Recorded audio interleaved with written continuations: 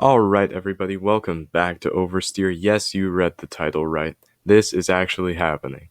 As of right now in the Drivers' Championship, Max Verstappen leads, then Lewis Hamilton, but the big surprise is that in P3, we don't have Valtteri Bottas or Sergio Perez. Instead, it's Lando Norris in a McLaren. He has a total of 113 points compared to Valtteri's 108 and Checo's 104.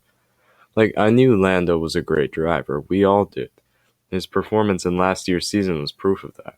But if you told me back then that right now Lando would be beating a Mercedes and a Red Bull, I wouldn't believe it. If we're being realistic, that McLaren should not be beating the top two teams. It should be getting its elbows out with a Ferrari. And yet, once Lando gets in the seat, he turns it into a rocket, outperforming his teammate Daniel Ricciardo. At the end of 2020's F1 season, Daniel changed teams from Renault, now Alpine, to McLaren. This was great news for McLaren fans as we now have a 7-time race winner on our lineup.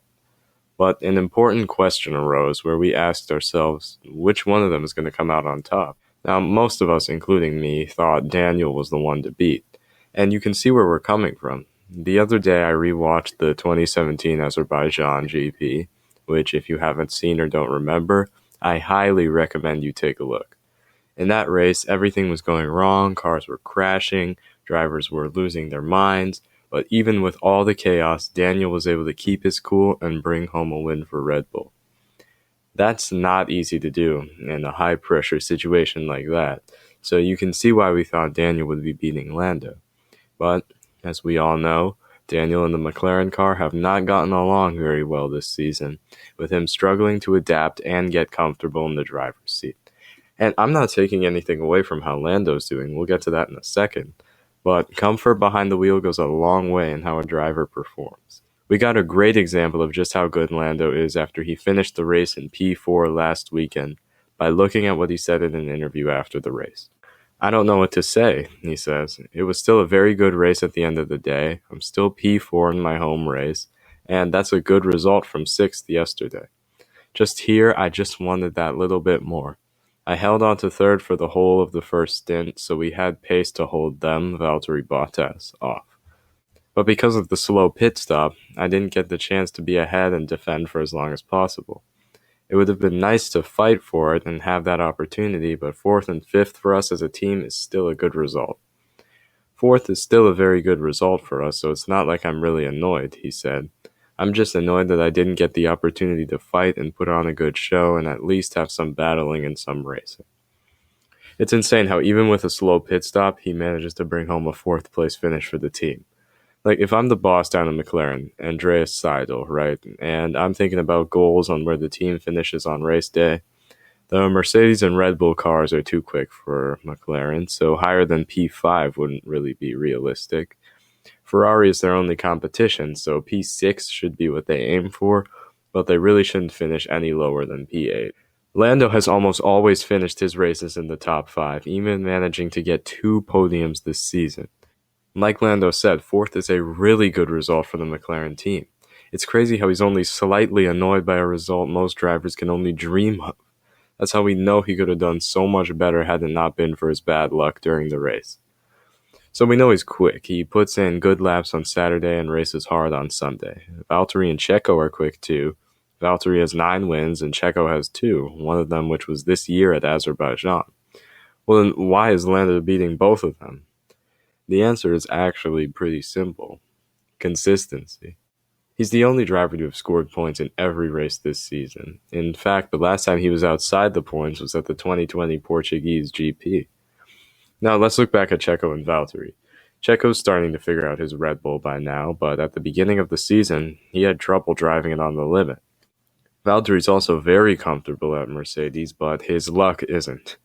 This year's Monaco GP, where he and the Silver Arrows took the world record for the longest pit stop, 43 hours and 15 minutes, is proof that not just the driver has to be consistent, but the team does as well. And this is just one example where Valtteri's luck ran out on him. I know we can think of 10 others recently. Lando Norris and McLaren are proof that in racing, consistency is key, and it's also why Andreas Seidel thinks P3 in the Drivers' Championship is a goal not that far out of reach for Lando. Whether it is a realistic target for Norris to keep P3 is difficult to say because the Red Bull car and the Mercedes car is clearly a better car, and Valtteri and Checo have shown some great races this year and also from the past what they can do, said Seidel. So obviously down to the strong performance by Lando together with the team and the competitive car we have this year, we've managed after 10 races to be in P3, so it's not unrealistic to stay there. Let's see what we can do in the second half of the season. We have to be honest as well, one time or another, something goes wrong on the Red Bull side or the Mercedes side because we are not in a position purely on performance to beat them. Also, Valtteri and Checo, that's the position we are in, and we should not forget we also have very strong competition from the Ferrari drivers. It's like Seidel says, we're about halfway through the season and Lando is sitting in third, slightly ahead of Valtteri and Checo, and comfortably ahead of the Ferraris. And even if they can only do better than fifth when something goes wrong at Mercedes or Red Bull, that's guaranteed to happen later on in the season. And every time it has, they've been able to capitalize on it with Lando and bring home fourth place finishes along with a couple podiums. Now, what I'm about to say next, please don't take it that seriously. It's only a theory and there's not a great chance of it happening, but it's still very interesting to think about. We've seen Lewis Hamilton and Max Verstappen crash already last week, right? I mean, there's no way you haven't seen it. It's been all over the F1 side of YouTube. I've even made a video on it. If that continues to happen, the two of them crashing out and getting no points, and Lando's there every time to take the win, he could honestly win the Drivers' Championship in the third fastest car. It's extremely far-fetched and something Lewis and Max will be aware of, but come on, guys, don't rule it out just yet. We'll have to see how Lewis and Max battle each other in Hungary, but until then, thank you guys so much for watching. If you enjoyed, hit the like button, consider subscribing, and turn on notifications so that you never miss an upload.